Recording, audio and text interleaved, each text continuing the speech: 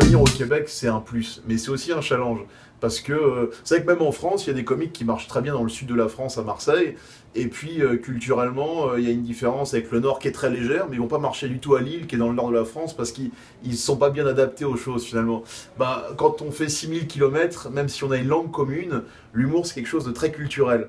Donc il faut forcément, je dirais, s'immerger un peu, goûter aux choses, être vraiment québécois pendant quelques jours pour se dire je vais pouvoir parler de choses en ayant un avis intéressant et pas l'avis de quelqu'un qui voit ça de l'extérieur mais vraiment de l'intérieur. C'est le rôle de l'humoriste. Et ce qui est intéressant quand tu arrives dans un nouveau pays, quand il y a une nouvelle culture, c'est que quand c'est ton métier de faire rire, il y a plein de choses qui te passent par la tête, etc. Donc il y a l'adaptation et puis il y a les choses nouvelles, les choses qu'on observe ici au quotidien à Montréal.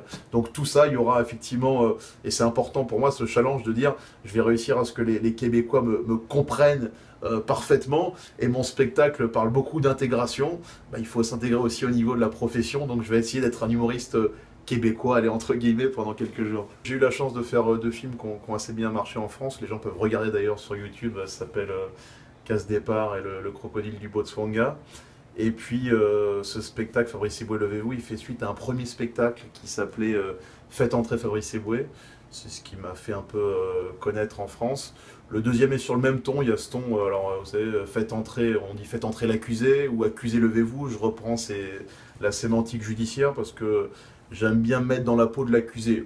Accusé de quoi? Coupable, on ne sait pas, mais accusé de quoi en tout cas, bah, certainement de rire de tout. Et c'est vrai qu'en France, particulièrement en ce moment, c'est pas évident de rire de tout parce que on est assez cloisonné, la polémique arrive très rapidement. Je sais qu'on est beaucoup plus libre au Québec, donc ça tombe bien, je vais pouvoir emboîter le pas de ce qui se passe ici et pouvoir me lâcher complètement sur scène. Donc c'est un spectacle qui est absolument sans tabou, je vais rire absolument de tout. Donc si vous avez envie de prendre du recul sur tout ce qui nous arrive, de joyeux comme de malheureux, parce que je crois que c'est le rôle de l'humoriste que de prendre du recul sur les choses les plus graves aussi, bah c'est le bon spectacle, Fabrice Eboué, levez-vous.